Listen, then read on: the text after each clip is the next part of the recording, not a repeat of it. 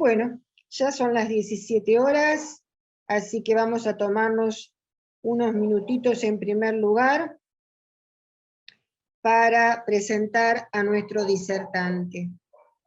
El doctor Omar Cabrera acredita haber obtenido el título de doctor en Derecho expedido por la Universidad John Fitzgerald Kennedy. La defensa de su tesis ha sido el 4 de julio del 2012. Aprobó con notas excelentes, sociología con 8, filosofía del derecho con 9, metodología también con 9, etcétera. No las menciono todas para no abundar en el tiempo. Es integrante del Tribunal Examinador de la Defensa de Tesis Doctorales, director de la tesis el doctor Claudio Loguarro, integrante del Tribunal Examinador en Defensa de la Tesis Doctoral del Microcrédito del Derecho Humano, integrante del Tribunal Examinador de la Defensa de Tesis Doctoral, violación de la libre iniciativa, con el tema del consumidor, integrante también del Tribunal Examinador en Defensa de la Tesis Doctoral en la Universidad Nacional de Lomas de Zamora, Facultad de Derecho, integrante del Tribunal Examinador en Defensa de la Tesis Doctoral de la Universidad de Lomas de Zamora, Facultad de Derecho, con respecto al tema de la soberanía y la fraternidad, la integración regional. También ha sido director de diversas tesis doctorales, de la tesis del doctor Antonio Macedo, director de la tesis de la abogada Lourdes Basílico, revisor y corrector de tesis doctorales, como por ejemplo el tema de la discriminación contra las personas con capacidad, la edad legal como límite para el principio de autodeterminación. Ha recibido varias distinciones, el premio a la generosidad intelectual y a la producción doctrinaria de la Facultad de Derecho de la Universidad Abierta Interamericana.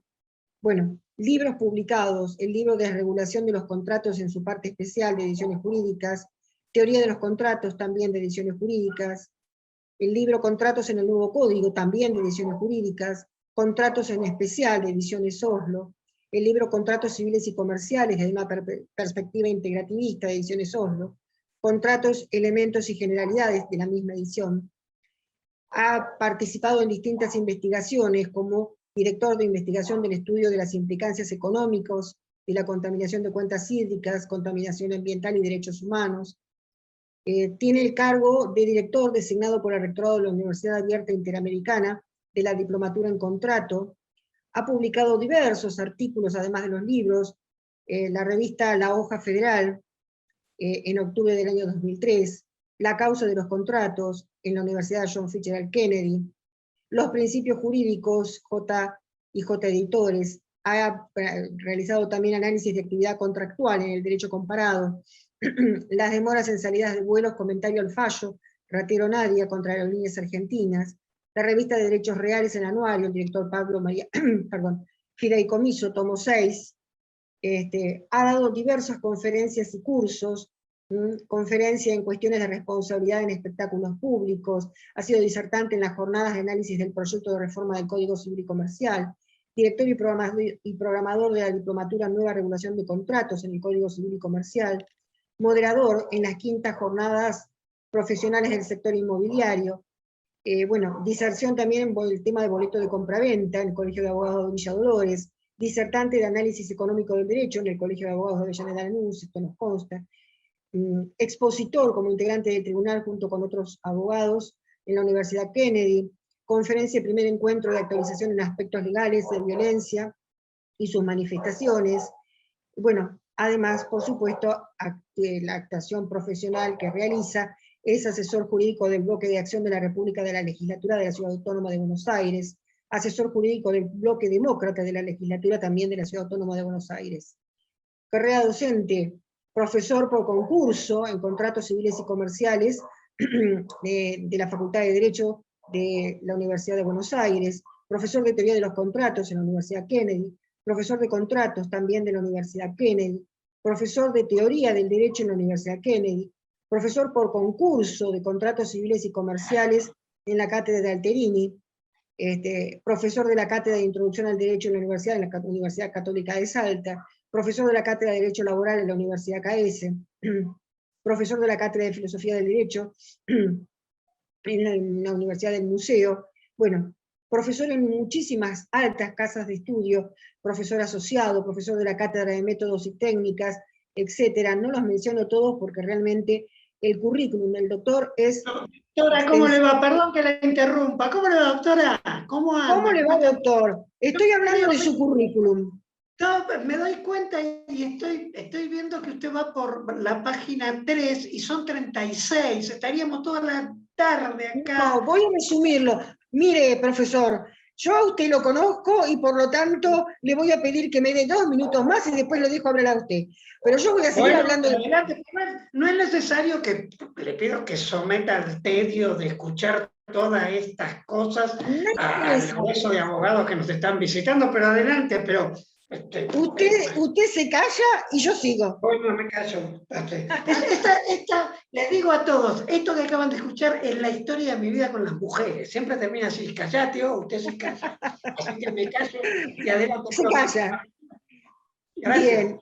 El doctor además es asistente de programas radiales, columnista en el programa Buenos Aires y sus amigos de Radio Conexión Abierta, asistente a programas de televisión como Telenoche con el reportaje sobre daños en el Código Civil y Comercial. Bueno, cursos para la carrera docente en el Centro de Desarrollo Docente de la Facultad de Derecho y Ciencias Sociales. Bueno, la enseñanza a cargo de la licenciada Raquel Waldorf. Bueno, módulo 3, módulo 4, etcétera, etcétera. Cursos de posgrado que ha realizado, nuevas formas de contratación, posliberalismo, seminarios sobre contratos modernos, etcétera. Y para que el doctor no vea que yo soy tan obsesiva, no voy a seguir. Tiene un currículum impresionante. Realmente voy a estar las próximas 3 horas hablando de su currículum, así que no lo dejo disertar a él. Entonces, para ser buena y generosa y dejarlo disertar, me voy a callar, voy a suprimir su vastísimo currículum, riquísimo, y esto es en serio, una persona preparada que nos da el placer y de tener el honor de que en este momento esté disertando en el colegio, en el Instituto de Derecho Civil. Por lo tanto, ahora sí, en serio, Mar, mil gracias, me callo la boca y la palabra es toda tuya. Bueno, muchísimas gracias. Qué amable ser recibido así. Yo me encantaría salir, volver a entrar y que pase esto de vuelta, porque es maravilloso. A ver, voy a apagar el audio y el sonido, porque además yo tengo perros acá en mi casa. Esto es una grosería, pero la verdad está ladrando mi perro.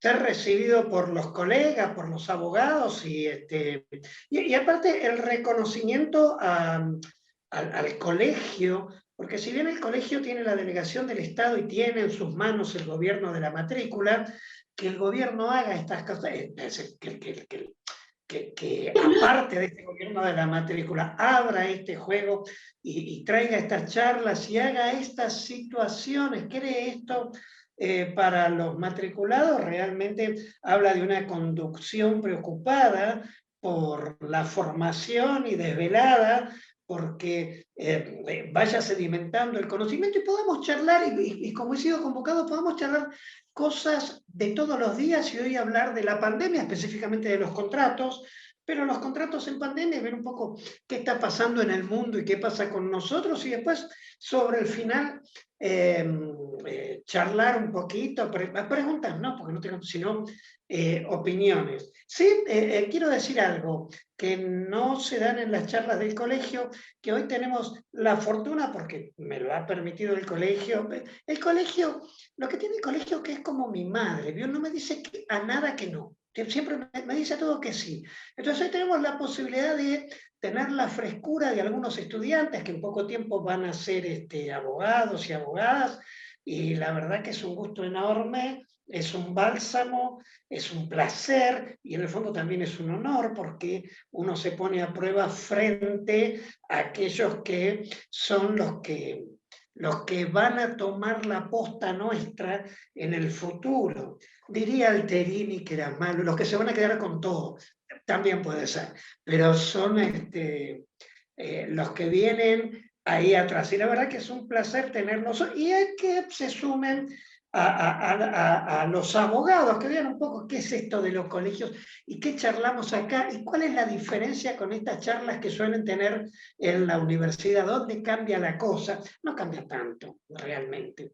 Pero bueno, vamos a tomar un tiempito, vamos a hablar un poco de esta nueva situación que nos ha tomado a todos, particularmente en los contratos, que es lo que me atañe, y agradezco infinitamente al colegio, a las autoridades del colegio, a la doctora, que tengan esta delicadeza de hacerle un lugar al tipito como yo, estas situaciones me pasan siempre, o sea, que me pregunto, ¿qué hago acá? ¿Cómo llegué acá? ¿Qué estoy hablando yo? Bueno, aquí estoy. Así que, gracias al colegio, es muy amable.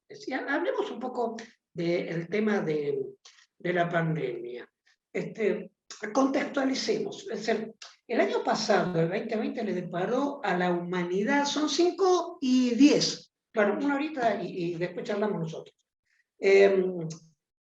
Una de las peores, el 2020, una de las peores sorpresas experimentadas hasta el momento, ¿no? Que es el COVID-19, que rompió con una fuerza aplastante y sembró el terror en seres que jamás habíamos esperado ser sometidos por la amenaza real de la depredación humana a manos de un enemigo desconocido, altamente peligroso e indetectable. Remontémonos a aquella época. Indetectable por lo que se creía eran los adelantos más sorprendentes conquistados por la sociedad global hasta el momento. Tanto fue así que en el mundo, no estoy hablando de la Argentina sola, ojo, no emparentar lo que digo con lo político de cabotaje, sino que en el mundo los políticos fueron empujados al vacío por la pandemia, dando un inicio a un camino de siniestros sociales y de desgaste económico, con una velocidad increíble. Y la Argentina en particular declaró una cuarentena frecuencial, con cortes quincenales, que casi la convirtió en permanente. A ver, no hay que hacer un juicio de valor, porque las medidas que se impusieron fueron las adecuadas. Miren, la cuestión no se deja reducir a una simple pregunta como si estuviéramos solamente buscando dar una contestación. ¿Sí? No nos interrogamos sobre qué es la cuarentena en el sentido de una definición, sino qué es la cuarentena en el sentido de una esencia. Ustedes saben que yo recuerdo que los romanos tenían la costumbre que el Senado designara una persona a la que llamaban dictador, que no es el dictador que conocemos nosotros en nuestras épocas, sino que esto eran los momentos de crisis extraordinaria, por ejemplo, la guerra.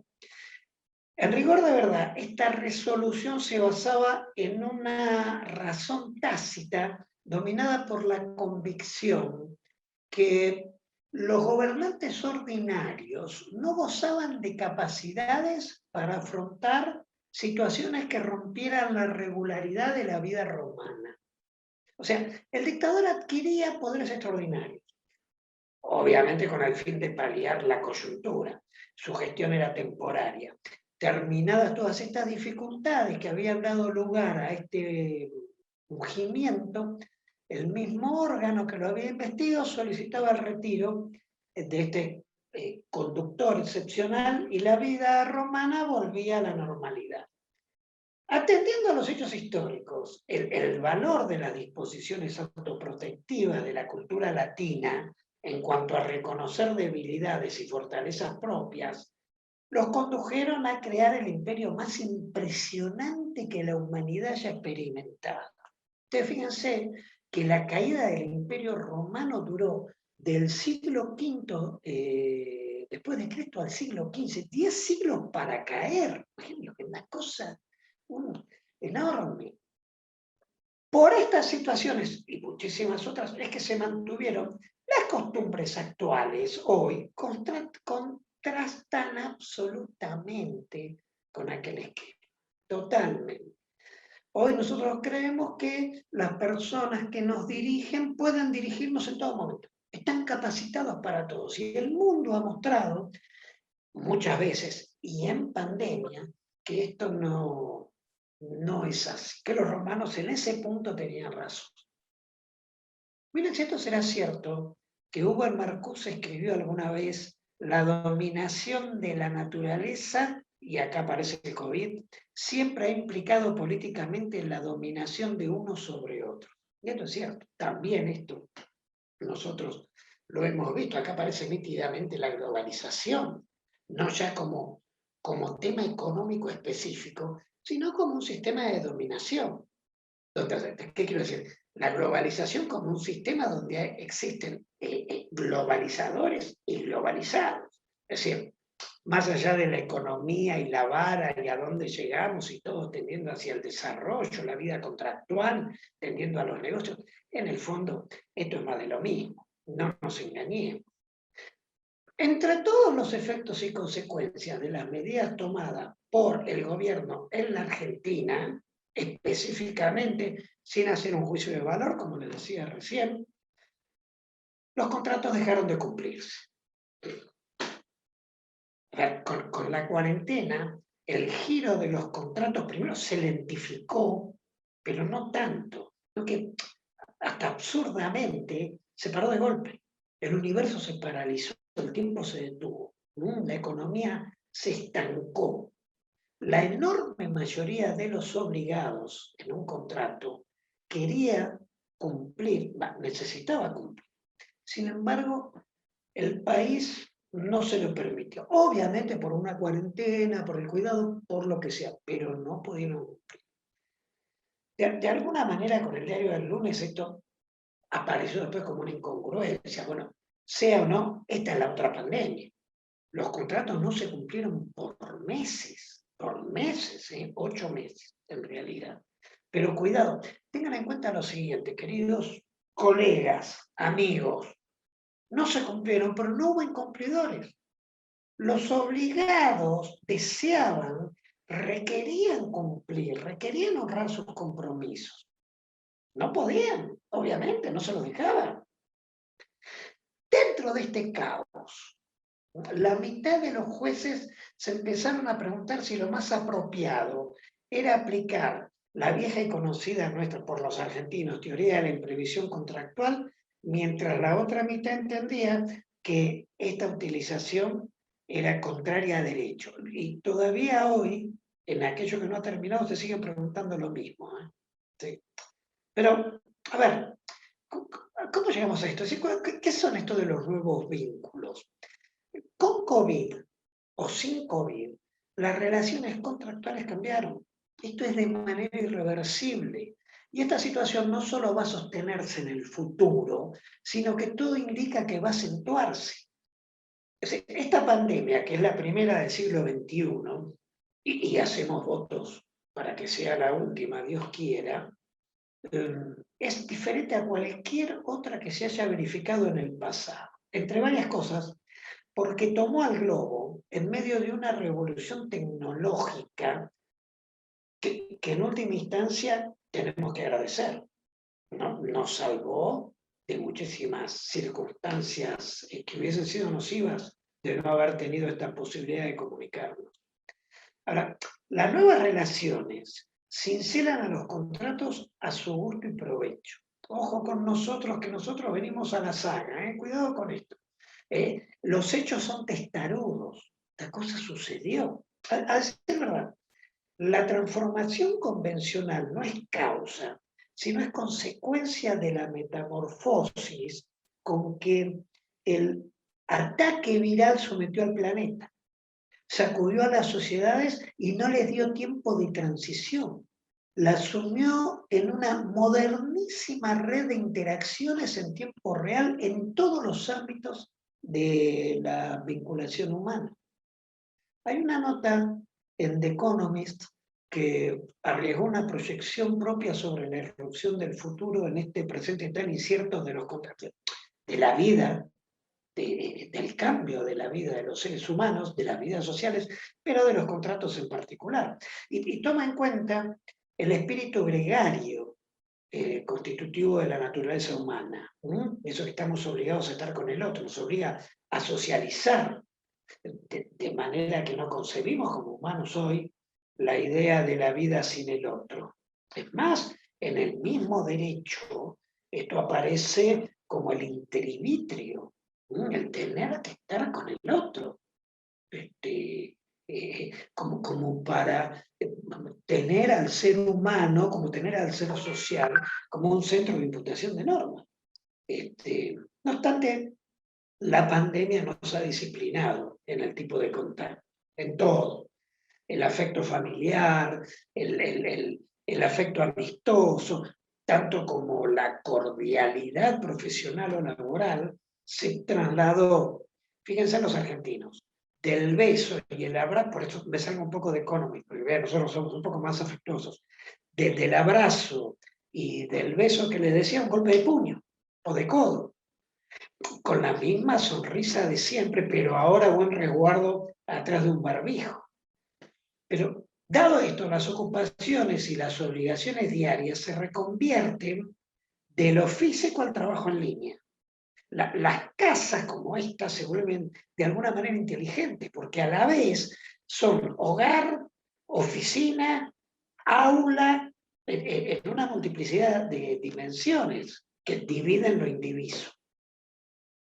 Y para nosotros los abogados, nuestra forma, la oficina, por ejemplo, encarna hoy y de acá en el futuro el modelo atrasado administrativo.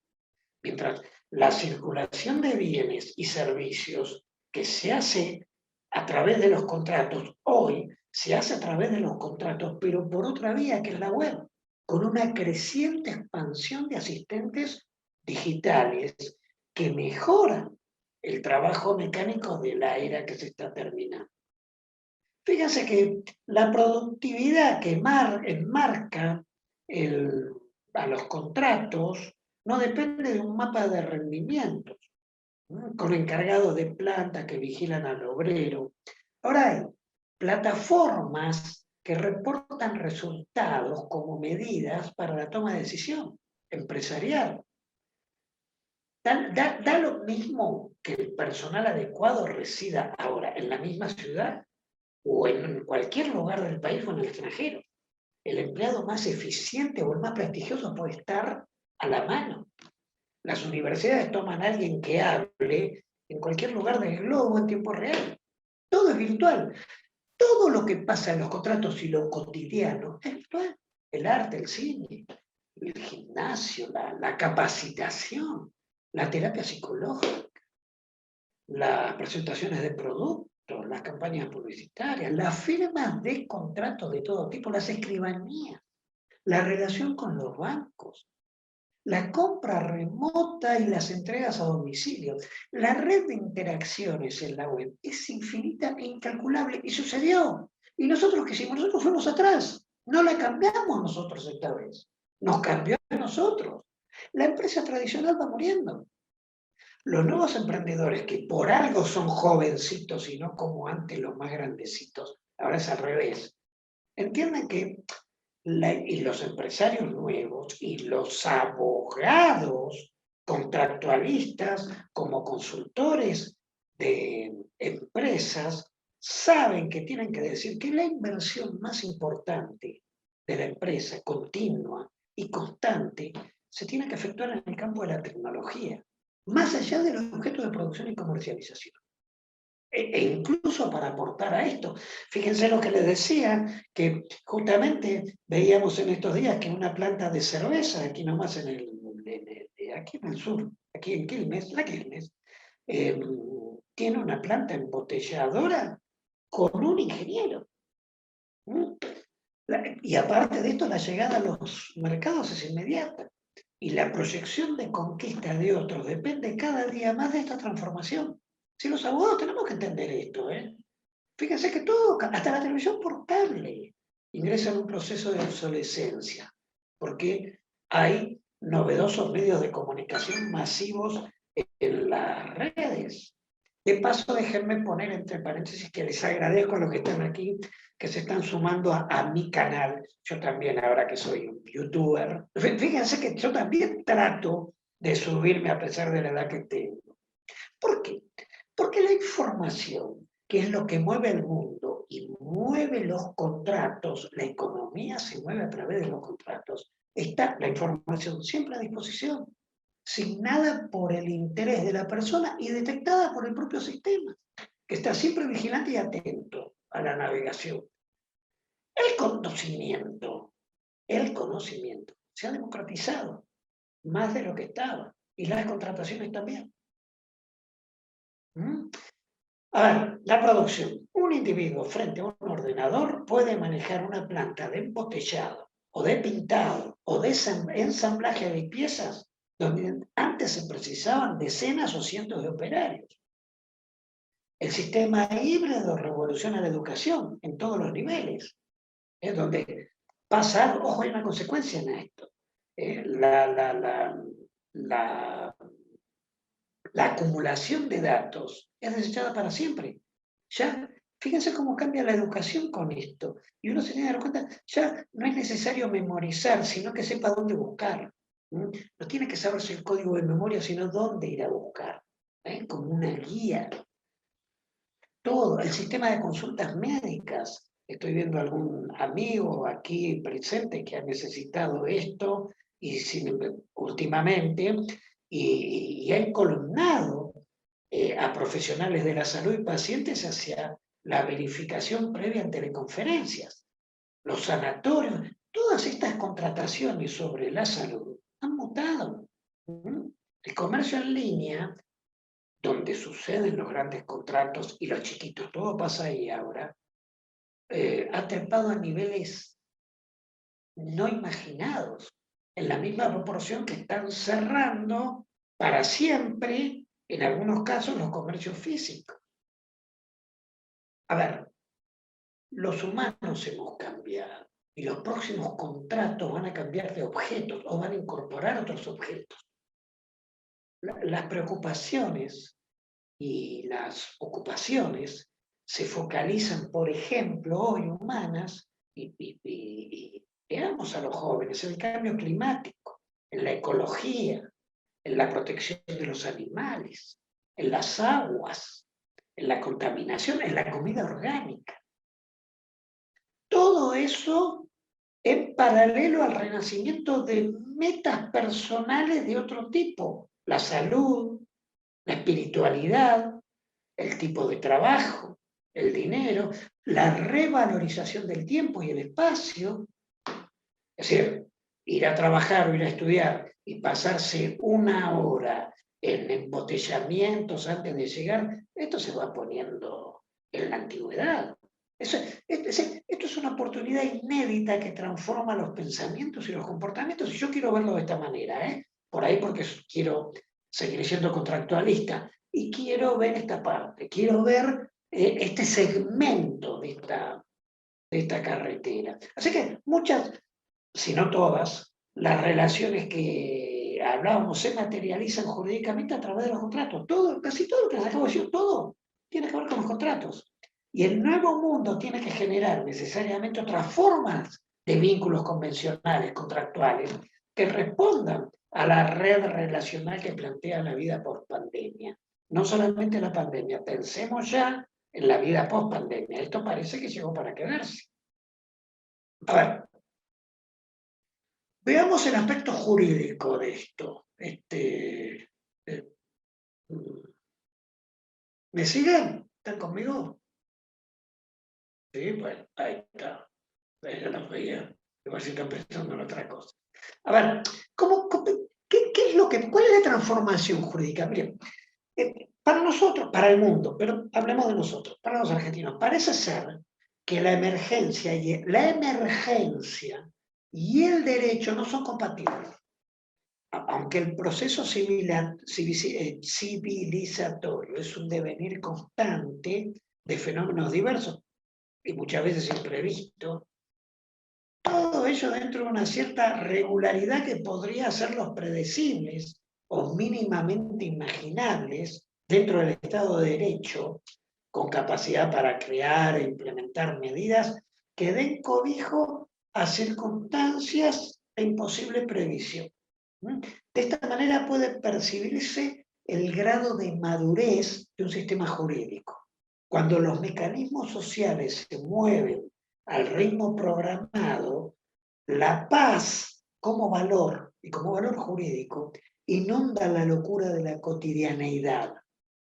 Entonces, ¿qué pasa? Que las pruebas son las que imponen el infortunio y la calamidad. Donde la emergencia es la regla, la inseguridad jurídica es una constante, la inseguridad como valor. Hay una altura de los acontecimientos en la que no podemos liberarnos de los efectos de nuestras propias decisiones como si fueran errores corregibles.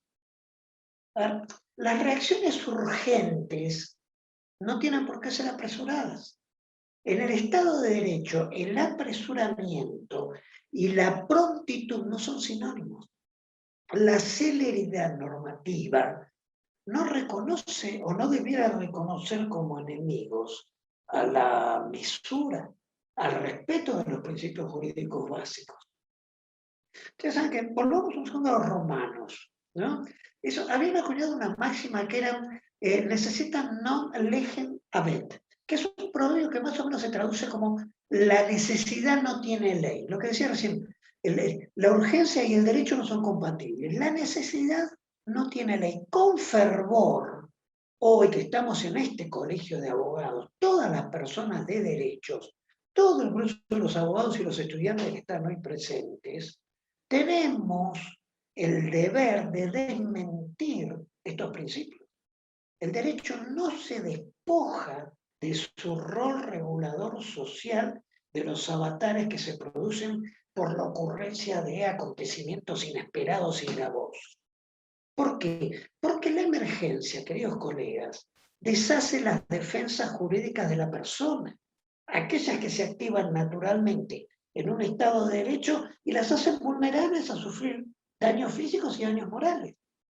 Que la necesidad huye del campo del derecho es una interpretación extrema en el mundo que tiende a justificar decisiones arbitrarias. Y si ustedes quieren, también es una coartada ideal para concentrar en el centro del dominio la suma de poderes extraordinarios. Pero no entremos en el campo de la filosofía de la política. Yo creo que el razonamiento que tenemos que tener es que la necesidad, la urgencia forja derecho. Esto es fundamental. Esto, a partir de acá empecemos a pensar los contratos como ustedes quieren. En la emergencia, el derecho constituye la causa del orden y no el desencadenante del desgobierno o de la agitación social. ¿A dónde vamos con todo esto? Que ha surgido un acontecimiento nocivo que no pudo preverse para los contratos afectados, ya sea en términos generales o en términos particulares, y siempre que la afectación se haya generado en circunstancias ajenas a las partes, aparecen dos posibles caminos. Y esto quiero expresárselos a ustedes hoy para que lo charlemos en un rato y aparte para que se los lleve. ¿Cuáles son? Primero, la renegociación como espacio en el que los contratantes buscan de común acuerdo reconvertir la convención a las pautas que las distorsionaron en cuanto a prestaciones, para lo cual es imprescindible el deber de colaboración, la mutua colaboración. Y segundo, la adecuación. Cuando la búsqueda de equidad de las obligaciones contenidas en el contrato, el sistema lo pone en manos de las partes, o en su defecto en un tercero, quien va a adecuar el pacto dentro de una banda que corre entre lo legal, la ley, y el sentido común jurídico. Acá tengo alguna discrepancia. Ustedes saben que, déjenme contarles algo.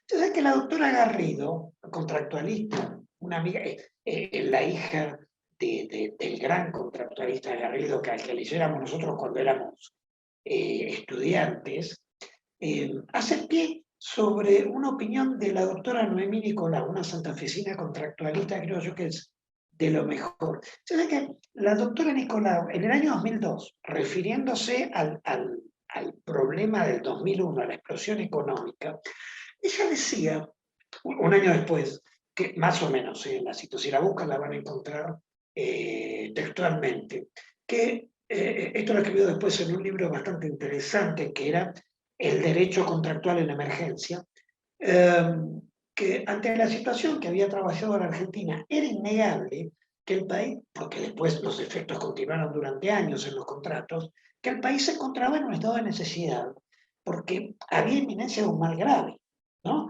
Y que este mal grave tenía que ser provocado por el Estado para evitar un mal grave mayor. Esto pasaba en el 2001 y esto lo decía una contractualista, creo yo, una de las más importantes del país, en su momento, también una amiga personal. Yo acuerdo o acordamos con lo que dice la doctora Nicolau. Lo que discrepamos es con la cita que hace hoy la doctora Garrido de aquel, de aquel razonamiento.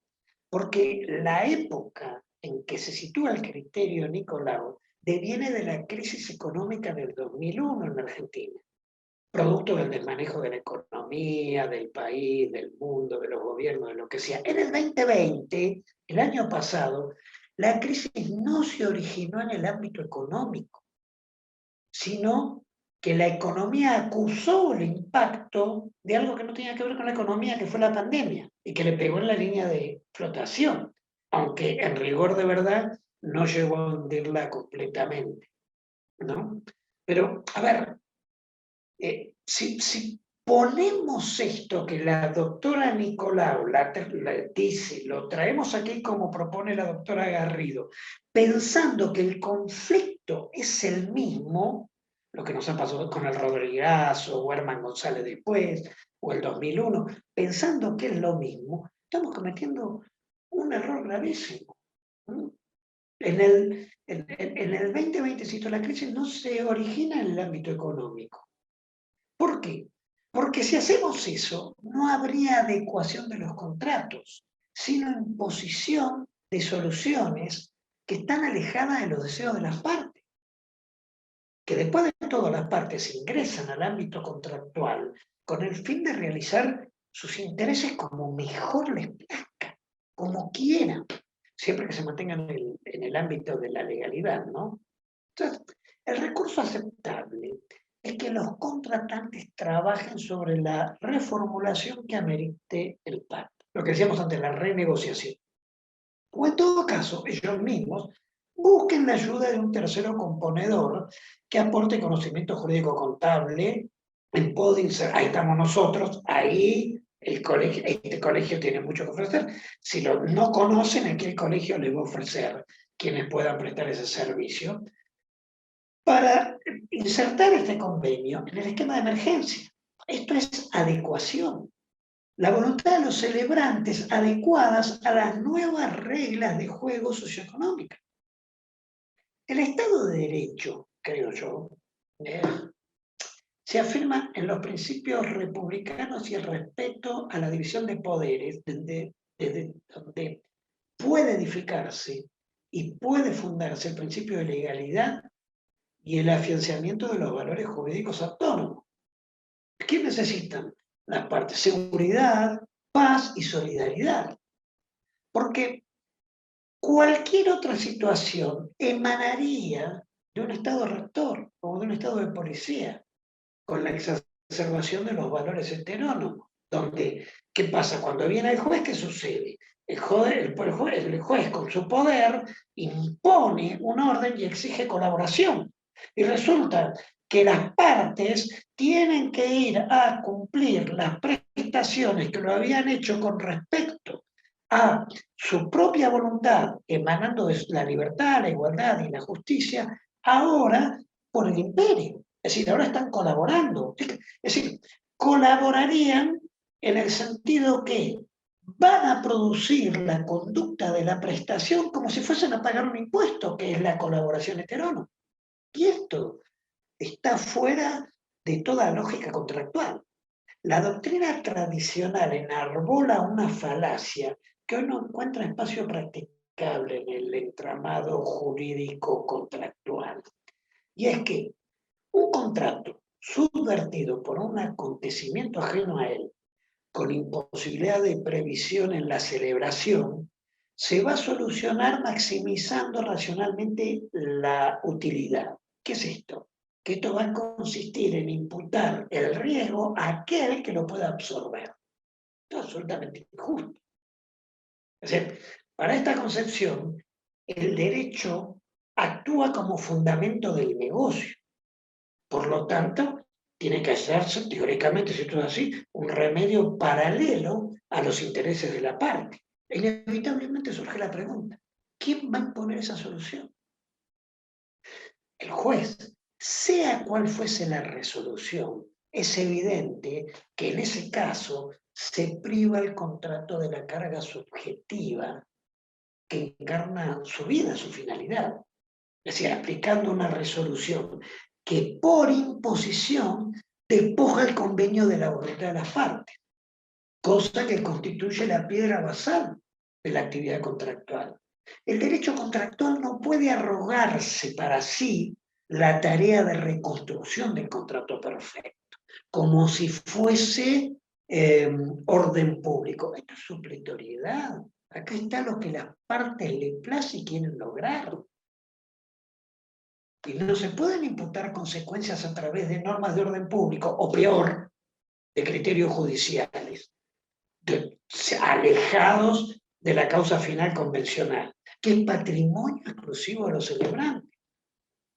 La instancia de corrección de los contratos frente a la crisis, y hoy en el mundo globalizado, no estoy trayendo para aquí el derecho común, el common law, pero veamos lo que pasa en el mundo, y en el caso como es la pandemia del COVID-19, ha mutado a tamizarse en principios de buena fe y de solidarismo. Estos son dos principios que el orden, no el orden público, el orden jurídico ha depositado en manos de los contratantes. O sea que en el aspecto jurídico, los jueces son, no les diría de palo, pero ojo, ahora vamos a hablar un poco, fíjense por qué digo que la economía no funciona, déjenme verla, tenemos tiempo, estamos media hora, me tomo un tiempito. ¿Qué quiero decir cuando todo lo que le ha pasado a la Argentina, en términos de cada 10 años, 15, en términos de crisis pasadas que muchos de los que estamos acá hemos vivido, y algunos habrán leído, los estudiantes sobre todo, Rodrigazo, el problema de Herman González, el 2001, ¿cuál es la diferencia y por qué estamos viendo esta situación que estoy haciendo, no paralelismo, sino enfrentamiento, confrontación entre todo eso y lo que pasó en la pandemia? La crisis no es la misma. Pero, a ver, déjenme hacer, ya que tenemos tiempo, me tomo una pequeña licencia. Quiero explicar esta diferencia, pero déjenme empezar un poquito antes, simplemente por respeto a los estudiantes, ¿no? Que los abogados tienen muy en claro, pero quiero empezar un poquito antes para no dejar afuera a nadie y que vean cómo llego a esto, cómo es esta estructura de pensamiento. Vean, a ver, los juristas son conscientes de que los contratos tienen, además de un fin económico, un fin ético.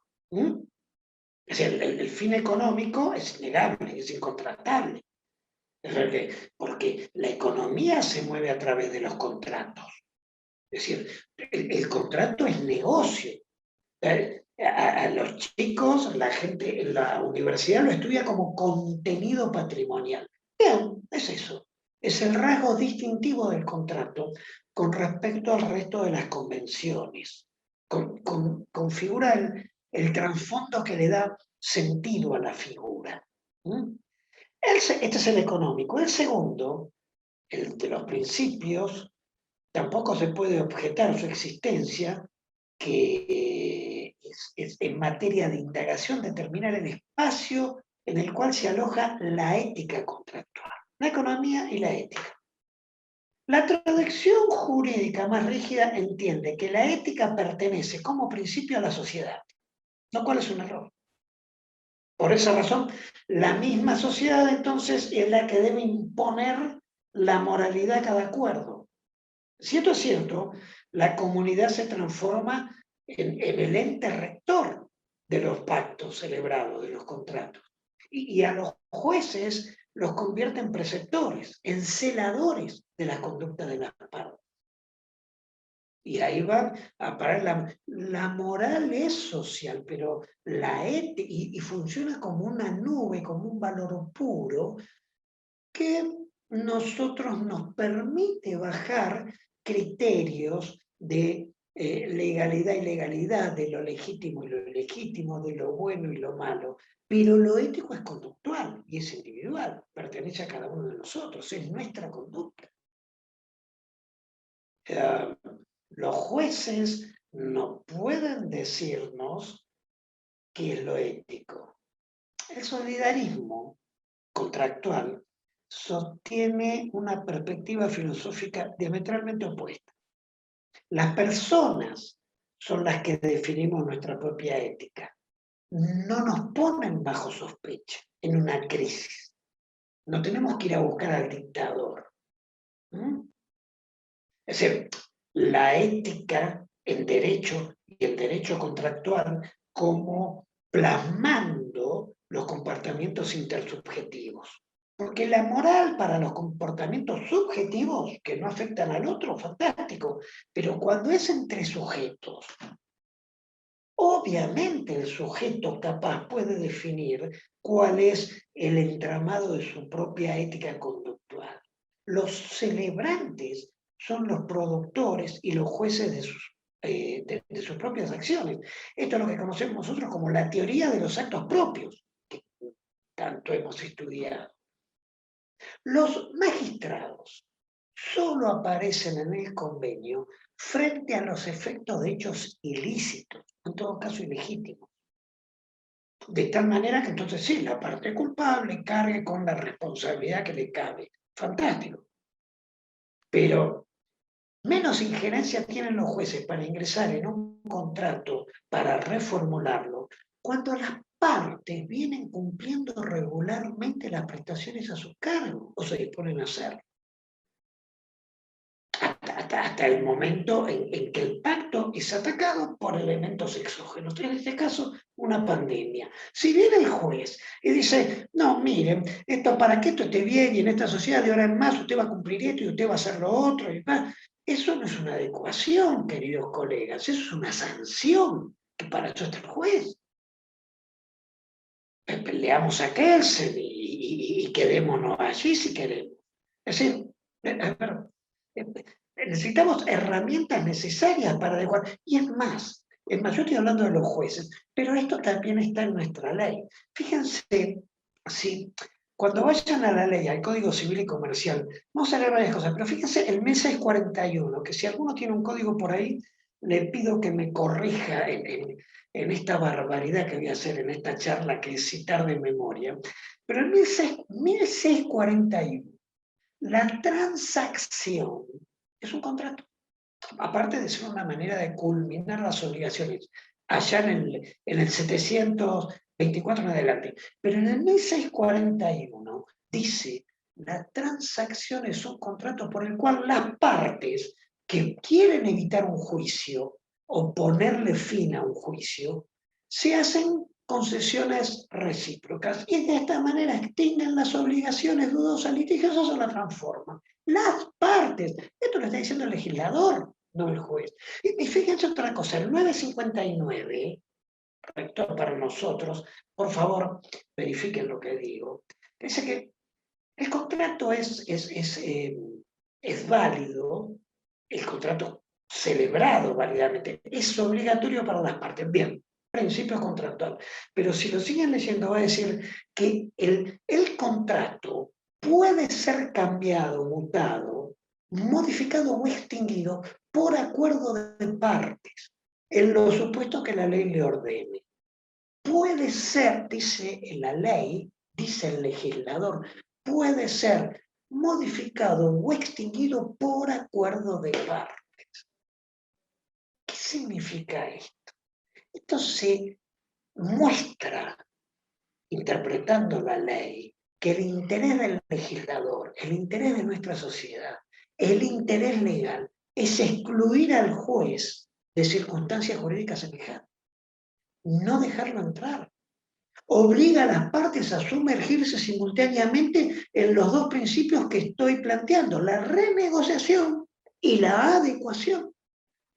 el mismo legislador, representando a todos nosotros, está poniendo al juez afuera de los contratos. ¿Por qué decía de incorporar a nuestros estudiantes? Porque fíjense una cosa, déjenme esta licencia, con esto que les digo, que la he emprendido contra el juez, pero esto no es cierto, sino simplemente tengan en cuenta que estamos hablando de los contratos y los efectos, los efectos del contrato y las consecuencias de las obligaciones que contiene pandemia. Pero vean lo siguiente, déjenme plantear de esta manera y por qué no se podría aplicar la teoría de la imprevisión y entonces por qué el juez queda afuera. Porque voy a empezar desde el principio. Originariamente, nuestra ley no ocultó su intención de poner a los contratos en un contexto rígido, severo, inflexible. Esa era la mentalidad imperante en los albores, esto era Vélez Arfiel. De esta manera se creía que se alcanzaba el máximo de exactitud, entendiendo a esto como la ausencia de error. ¿Sí? En nuestras latitudes pasó esto fines del siglo XIX. Conceptualmente, cuando alguien ejecuta una acción exactamente como se le ha prescrito, esto creemos que es en puro, el resultado obtenido es aquel que se pretende. Si hace lo que dice la ley y listo, va a ser la cosa así. En derecho, específicamente en el universo contractual, la precisión en el cumplimiento de las prestaciones es ampliamente relativa. Estos principios no son aplicables. El convenio no es una fórmula matemática, sencillamente porque no es una hoja de papel donde se estampa la firma y nada más. Es contrato, es un acuerdo de voluntades que tiene aquella finalidad de crear, modificar o extinguir el derecho. Esta es una diferencia de calidad, no simplemente de grado. Por eso aquellos principios del pacta sunt servanda, aquella rigidez en materia de obligaciones, fue cambiado y por eso empecé de antes, los abogados me van a disculpar, pero quiero que los estudiantes se suban a estas ideas que estamos exponiendo por fuera de lo que se explica en las aulas de la universidad.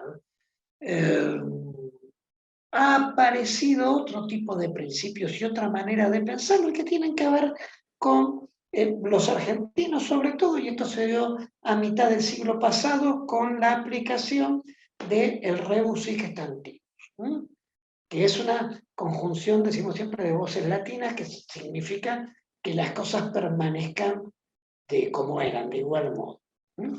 A ver, la máxima fija un principio según el cual las cláusulas establecidas en los contratos dependen de las circunstancias concurrentes al momento de la celebración.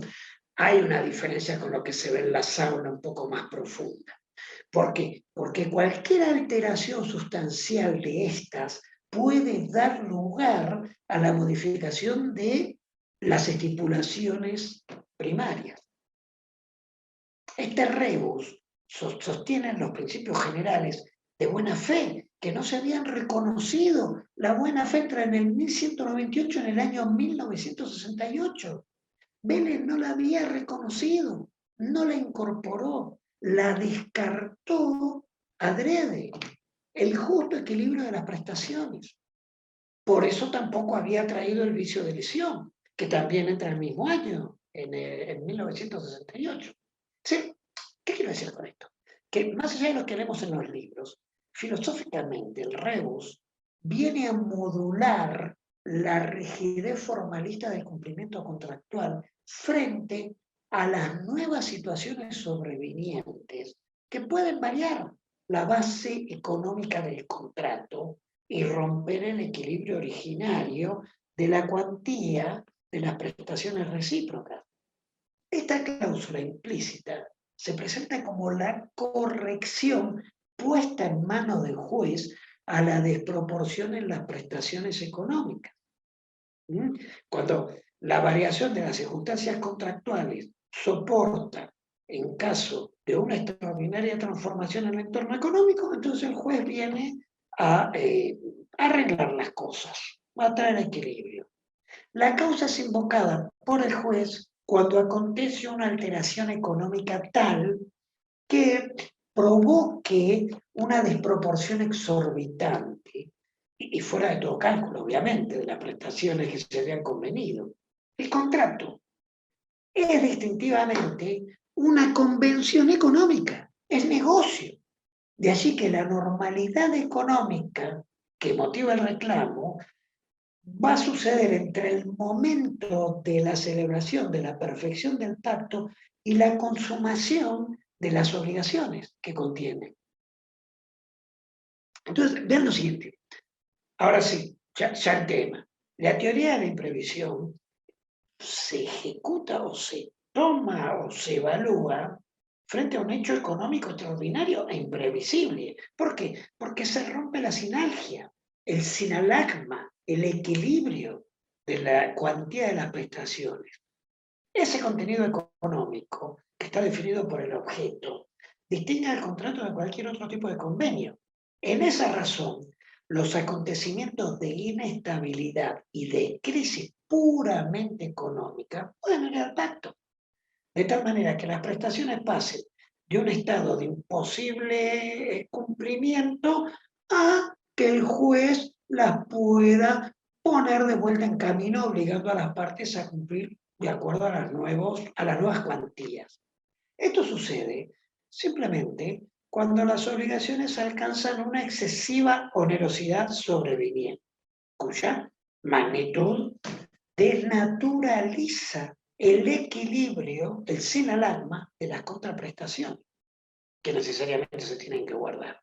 Y el ejemplo típico está dado por todos estos procesos inflacionarios que la Argentina fue padeciendo a lo largo de mi vida, digamos, de décadas, y que han desvelado y nos desvelan en la economía del país. Por eso los contratos que estaban vigentes en esa época colapsaron, porque colapsó el sistema económico.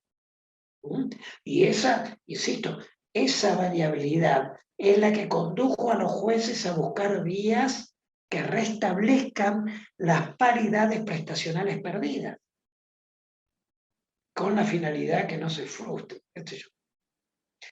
¿Qué es lo importante? Fíjense, si ustedes leen el artículo 1091, que está en la parte pertinente de la imprevisión, que está copiado del 1198, antiguo, que recuerden, no es veneciano, sino que aparece 100 años después, y el 1198 y el 1091 ahora, con el nuevo Código Civil y Comercial, léanlo allí y dicen, la teoría de la imprevisión, ¿no? Se va a aplicar cuando la prestación a cargo de una de las partes se torna excesivamente onerosa. Este es un error de diagramación, porque se torna excesivamente onerosa para uno, pero en realidad es para el contrato, no es para una de las partes, no es porque el otro se va a llenar de dinero. Obviamente es el contrato. A ver, excesivamente onerosa, tiene que ver con la cuantía económica. La desestabilización que intenta solucionar la ley corresponde al desmoronamiento sistemático de la economía del país, que en un momento se da de una manera increíblemente fuerte. Dice, en tal razón, los jueces y las partes se subordinan a la aplicación de esta teoría de la imprevisión para equilibrar nuevamente el costo, insisto, con este lenguaje. Escúchenme, en la pandemia, escúchenme,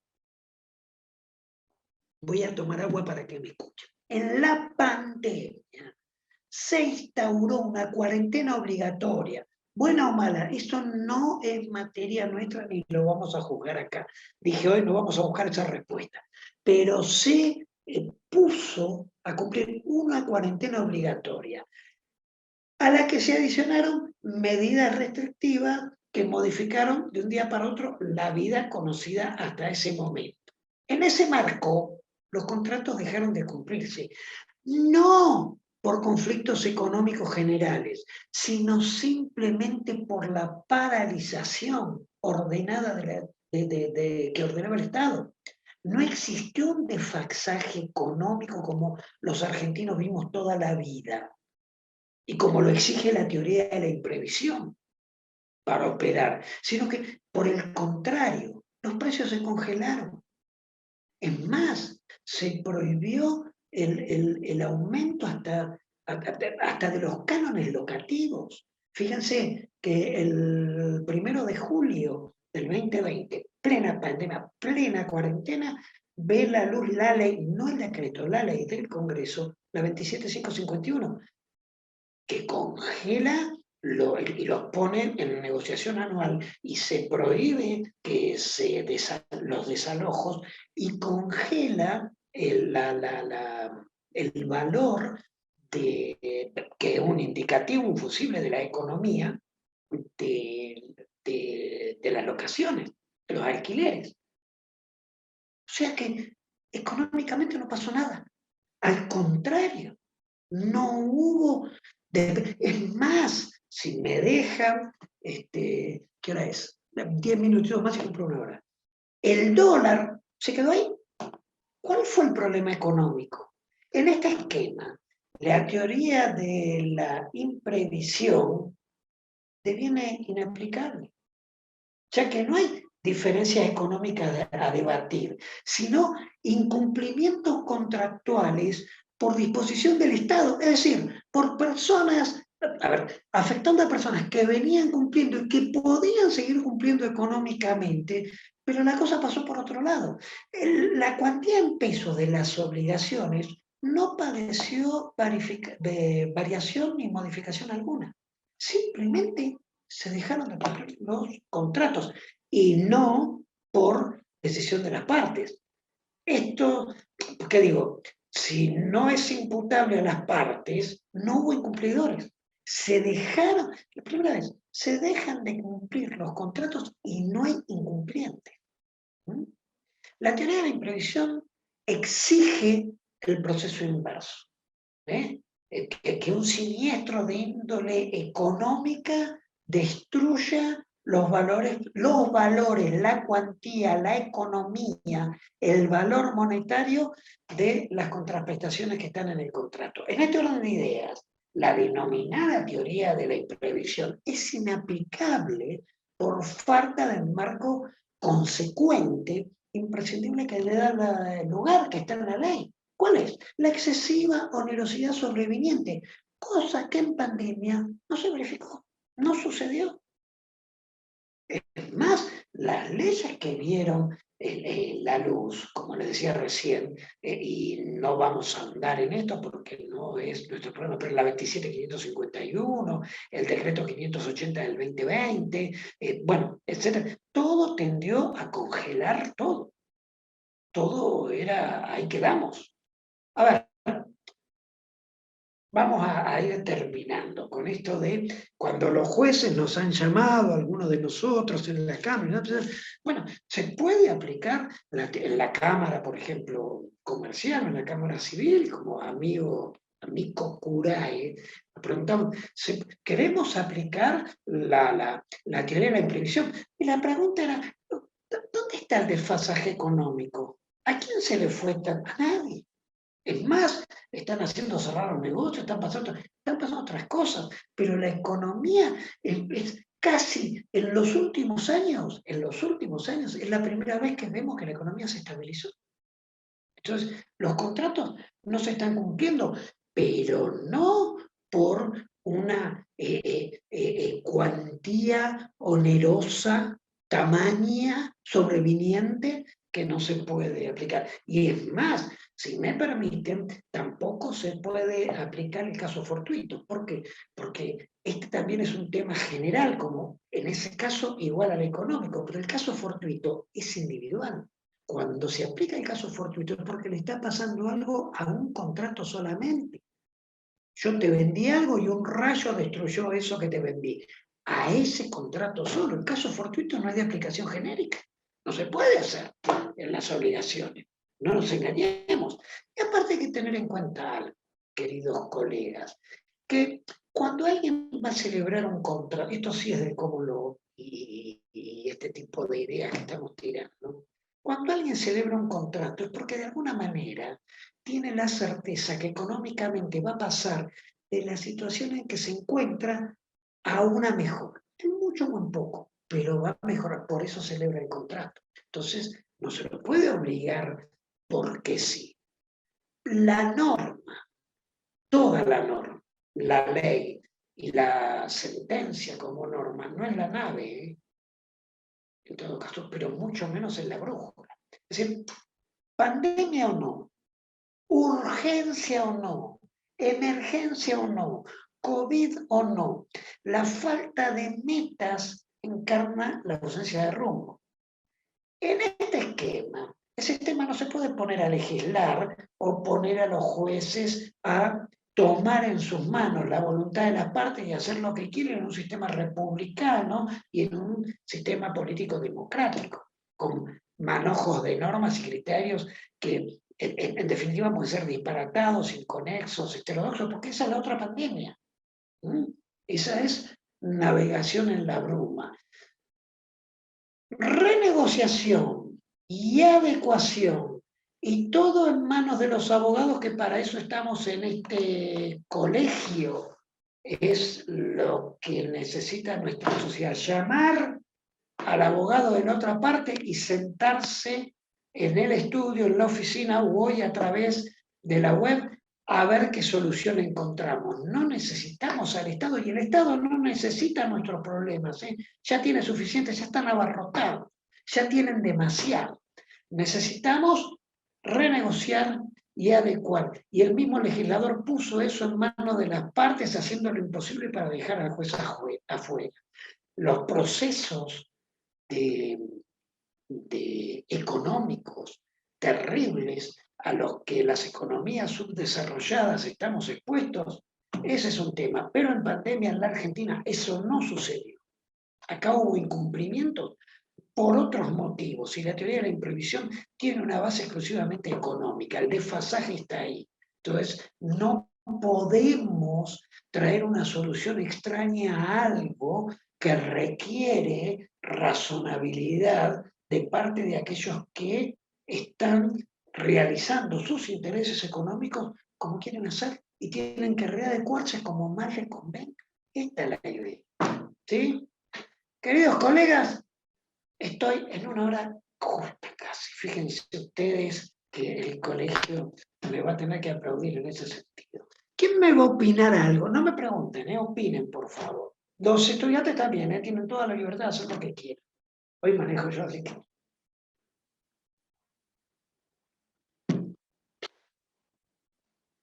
No, sí, adelante, doctor, ¿cómo no? Doctor Rodríguez, usted, adelante. ¿Qué tal, doctor? No sé si me escucha. Sí, perfectamente. Muy buenas tardes a todos y a todas. Yo creo de que más allá de todo el análisis que usted ha dado sobre un tema tan pero tan importante como es el contrato, lo que nos lleva a la pandemia es a un análisis, me parece, que se ha dejado de lado, que el contrato no es solo norma, sino que el contrato es un acuerdo de voluntades. Y estamos más cerca para poder analizar la crisis a la cual nos somete la pandemia de una teoría que sería, sin dejar de entender a Kelsen, que lo respeto y lo entiendo, pero sí acercarnos un poco más el análisis del contrato a la teoría de que el derecho, siendo un ente cultural, se conforma con tres elementos, que es la conducta, el valor y la norma. Claro. Esta valoración que nos enseña el mundo jurídico, que si no se cumple con el contrato hay que reclamar porque el contrato es un generador de obligaciones, me parece sumamente interesante el aporte del doctor Cabrera de que tenemos que salir de esa realidad. Tenemos que lograr la finalidad del contrato, que es justamente lo que muchas veces se deja de lado por el solo hecho de meterse a tratar de valorar determinadas cuestiones que son importantes pero no son esenciales. Entonces, el valor que nos lleva la pandemia a tener presente es un valor muy ajeno al mundo de la seguridad jurídica. Es un valor que está instalado en el ser y no en el deber ser, que es justamente como principio básico el valor de la solidaridad. Que no se deja de hacer buenos negocios siendo solidario, pero se toma una ética, como marcaba el doctor Cabrera, que ya lo decía el señor que se dedicó a justamente ahondar en el tema de la ética, que la ética se podía diferenciar justamente siendo una parte de la filosofía en pública o privada. Y la pública es la política, pero la privada es la búsqueda permanente del bienestar individual. Y ese bienestar individual, si lo estoy dejando de lado al otro, no sé si lo voy a lograr. O sea que esta pandemia nos lleva a un elemento que fue creado para el negocio, que es la negativa del ocio, a valorar por encima del negocio el ocio, que también entra en circunstancias muy necesarias para poderse poner de acuerdo, y si no me pongo de acuerdo, renegociar permanentemente para lograr el acuerdo, que es justamente lo que yo estoy observando en mi propia existencia, que al pasar por determinado tema de mi salud, me hizo replantear un montón de cuestiones que están sujetas a los valores, que, como dice Max Scheler, los valores culturales se imponen y el derecho es un ente cultural, pero los esenciales se descubren y tal vez estamos descubriendo una mirada de lo que es el contrato en materia no solamente de generar el negocio, sino generar el acercamiento entre nosotros los seres humanos. Muchísimas gracias por su exposición, doctor, y muchísimas gracias a todos y a todas. No, gracias a usted, doctor, por esta ampliación y es muy nutritiva y he tomado debida nota de su aporte. Y la verdad que estoy totalmente de acuerdo, porque, a ver, no quiero hacer una reducción simplista, pero lo que usted está planteando, y adhiero, me sumo y suscribo y firmo con trazo grueso, que el contrato tiene que ser una expresión de civismo, donde donde nos estemos sintiendo con tan buena cobertura social que querramos contratar sin miedo. Es decir, la expresión del valor seguridad, sentirnos seguros. Yo estoy en una sociedad donde creo que cada uno hace lo que quiere, que nadie va a cumplir, que me van a vender algo, que compro el auto usado y ya va a estar mal, o va a tener problemas con el teléfono, o qué sé yo. ¿Dónde estoy vulnerando jurídicamente la sociedad? En el valor más débil, en el valor seguridad.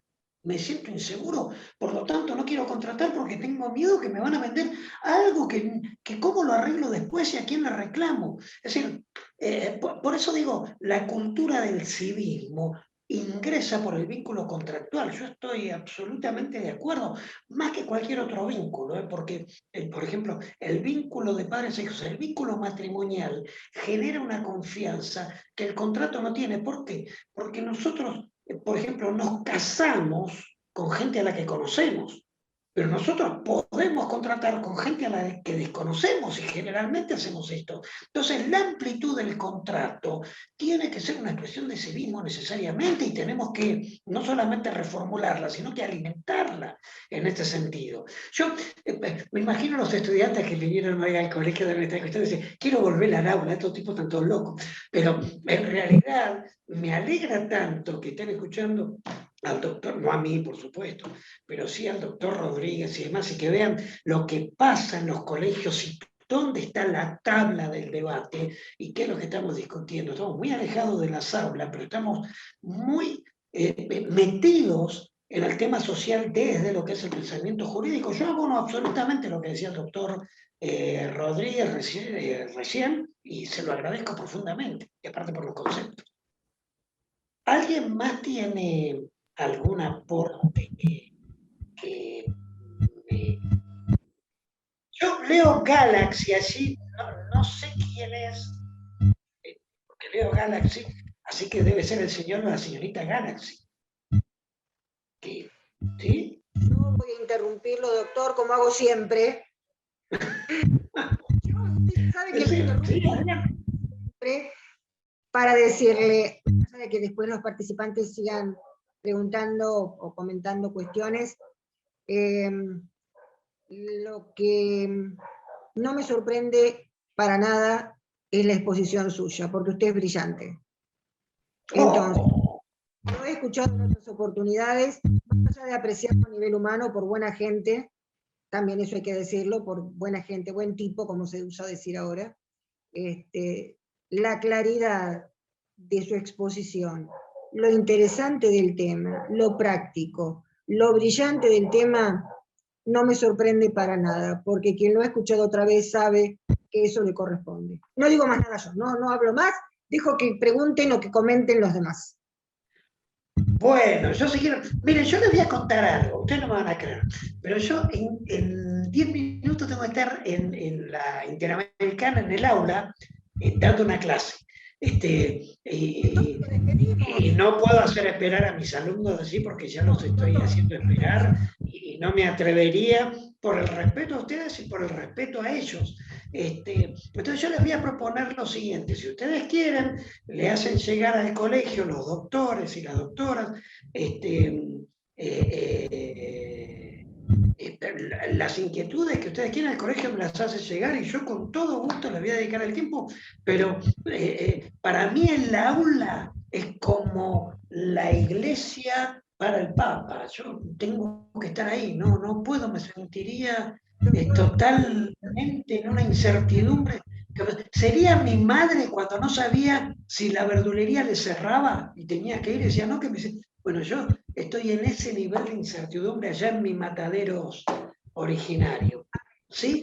No quiero dejar de agradecer los conceptos, el oído que me han prestado. Hablar para abogados, para colegas, siempre es un bálsamo, siempre es un toque de distinción, siempre a mí me da el impulso que necesito para seguir adelante, estar con los colegas y ver que los someto al tedio de tener que escuchar ideas, y bueno, hagamos esto, seamos usinas de ideas. Y entre paréntesis, quiero agradecer a los alumnos y las alumnas que están hoy, que la verdad que me tiran una responsabilidad mayor porque quisiera que se fueran diciendo, mirá que bien hoy. No es el tipo de siempre que nos aburre, ¿verdad? Por lo menos hoy dijo algo interesante. Así que gracias a ellos y desde ya agradecer al colegio de abogados, que es mi otra casa, que es mi vida, que durante tanto tiempo he estado ahí, los quiero mucho y venir al colegio siempre es un gusto enorme para mí y espero que sea recíproco. Les mando mis respetos a todos ustedes y espero verlos pronto en la calle, que salgamos de toda la pandemia. Muchísimas gracias. Muchísimas gracias a vos, Omar. Un cariño enorme. Andate, estás echado, andate con tus alumnos. Mil gracias. Muchas gracias, que sigan bien, hasta luego. Gracias a todos, muchas gracias. Adiós. Gracias, profe. Gracias, doctor profe, me han dicho. Bueno, como ven ahí, alumnos, muchas gracias, muchas gracias. Muy amable. Gracias, doctores, doctoras, muchas gracias. Gracias a todos. Son muy amables. Voy a venir más seguido si te pongan así. Bueno. Gracias, adiós. Y sigo insistiendo, si alguien tiene algún comentario para hacer o algo, no se hagan ningún problema, me mandan un correo a mi mail particular, silvia-mosquera@libe.com.ar o a la página del Instituto de Derecho Civil. Realmente un gustazo compartir este espacio, primero con Omar, obviamente, que realmente es brillante en su disertación, y también con cada uno de ustedes. Esperemos que pronto las disertaciones puedan ser personales, pero bueno, nos enorgullece haber contado con la presencia de Omar Cabrera. Les mando para todos un abrazo y nos estaremos encontrando cuando se pueda.